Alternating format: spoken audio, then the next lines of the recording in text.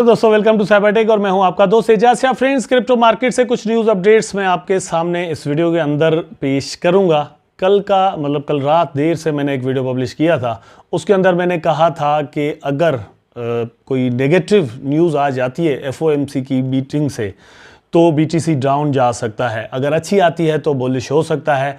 Report जो है वो मेरी नज़र में कुछ ज़्यादा बुरी नहीं आई। बहुत सारे दोस्त ऐसा समझ रहे हैं कि उसकी वजह से मार्केट बहुत डाउन है। मतलब सिर्फ ये जो व्यूअर्स हैं यूट्यूब पर, जो दोस्त हमें देखते हैं वही नहीं, लेकिन ट्विटर पर मैंने देखा है, कुछ ऐसी पोस्ट मैंने पढ़ी हुई हैं, कुछ ऐसे आर्टिकल पढ़े हैं, वो लोग भी ऐसा कह रहे हैं, लेकिन मैं उससे कंप्लीटली एग्री नहीं करता। कुछ और फैक्टर्स भी हैं जिन्होंने अपना रोल प्ले किया है मार्केट को नीचे लेकर जाने में। सो वो जानने के लिए वीडियो को देखना कंटिन्यू कीजिएगा, लाइक जरूर कर दीजिएगा और चैनल को सब्सक्राइब करना बिल्कुल भी नहीं भूलना। दोस्तों आपने चलते हैं अपनी स्क्रीन पर। सबसे पहले तो ये आप अपनी स्क्रीन पर देख लें कि बिटकॉइन, इथेरियम और बीएनबी यूएसडीसी डिफरेंट, यूएसडीसी को छोड़ के सॉरी, लेकिन ये है कि बिटकॉइन का प्राइस $27,500 पर इस वक्त ट्रेड कर रहा है। ये तकरीबन $27,000 तक आया था। बहुत सारे लोगों ने ये कहा कि बस मार्केट क्रैश कर गया, लेकिन मेरा ख्याल है कि मार्केट अभी क्रैश नहीं हुआ। बिटकॉइन का प्राइस 1-2 महीना पहले कहां पे था और इस वक्त कहां पे है, अगर ये चीज नजर में रखी जाए तो bitcoin is still in bullish mood. दोस्तों डोंट बी वरीड। लेकिन ये जरूर है कि स्पेशली यूएस जो है वो बड़ा चाह रहा है कि किसी तरह से बिटकॉइन में से पैसा निकालकर बैंक्स में लाया जाए। उसके लिए वो क्या कुछ कर रहे हैं, सबसे पहले यहां पर देख लें। Coinbase CEO on its Wells notice SEC is like social referees in a game. बात यह है कि कॉइनबेस जो है उसके सीईओ को, या कॉइनबेस को कह लें, एक नोटिस जारी किया गया, वो भी मतलब कल की ही बात है, ठीक है, कि भैया आप एक गलत काम कर रहे हैं। स्टेकिंग का जो प्लान होता है, डिफरेंट एक्सचेंजेस पर आप टोकन जो है वो स्टेकिंग पर लगाते हैं, उसके बदले में आपको रिवार्ड मिलता है, तो उसको ये सिक्योरिटीज़ फंड में मतलब ये इंक्लूड कर रहे हैं और कह रहे हैं कि ये अनरजिस्टर्ड सिक्योरिटीज़ आप रख रहे हैं और लोगों को इंटरेस्ट यहाँ पर दे रहे हैं और आप बता भी नहीं रहे कि आपके पास कितने पैसे हैं, ये वो।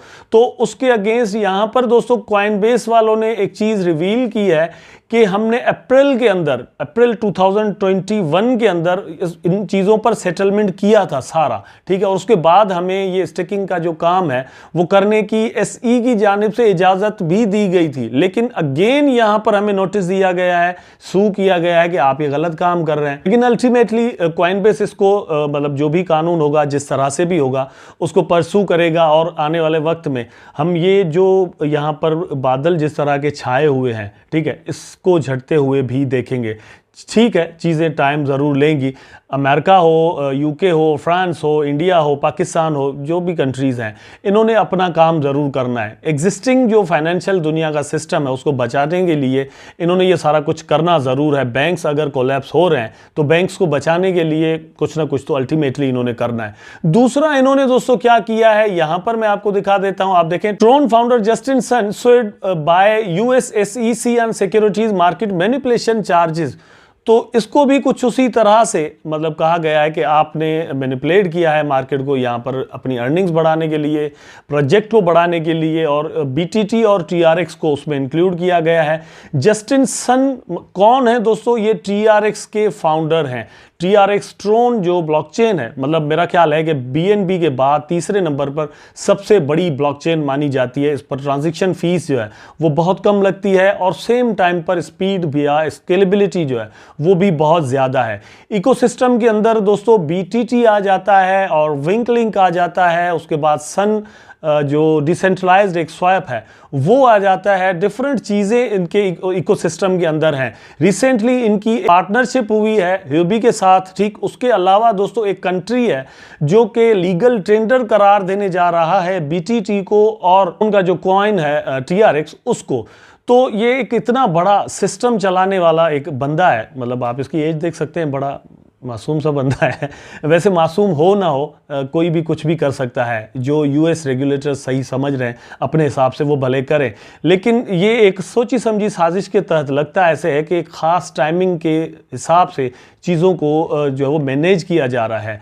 FOMC की जो रिपोर्ट हमारे सामने जिस तरह से आई, हमने देखा, वहां से मेरा ख्याल है कि मार्केट कुछ ज्यादा, मतलब ये जो $1-2,000 का भी BTC में इवन फर्क आपको नजर आया है, ये नहीं आता। यहां से BTC ने अप ही जाना था। और आपने देखा था कि जब मैंने कल वीडियो जो रिलीज किया था, वो वीडियो जब मैं बना रहा था तो BTC अपनी रेजिस्टेंसेस तोड़ रहा था, क्योंकि ये चीजें बाहर आ गई थी कि जस्ट 25 बेसिक पॉइंट्स इंक्रीज कर रहे हैं FOMC की मीटिंग में, ठीक। तो अल्टीमेटली ये कुछ ज्यादा नहीं है। लेकिन उसके बाद जैसे ही हुआ तो ये इस तरह की न्यूज हमारे सामने आने लगी और इन चीजों ने बड़ा BTC की प्राइस पर असर डाला, बल्कि क्रिप्टो मार्केट पर असर डाला और प्राइसेस जो है वो नीचे जाने लग गए। उसके बाद आप अपनी स्क्रीन पर दोस्तों देख सकते हैं, Crypto.com boys 2.16 million bone token ahead of Shibarium. तो शिबेरियम का जो मेननेट होने वाला है 1-2 मंथ के या 3 मंथ के अंदर में भी हो जाए, उसको जहन में रखकर Crypto.com ने दोस्तों यहां पर परचेजिंग की है $2.16 मिलियन के बोन की। अगर ये इतने बाय कर रहा है दोस्तों तो आगे चलकर ये इसको लिस्ट भी करेगा।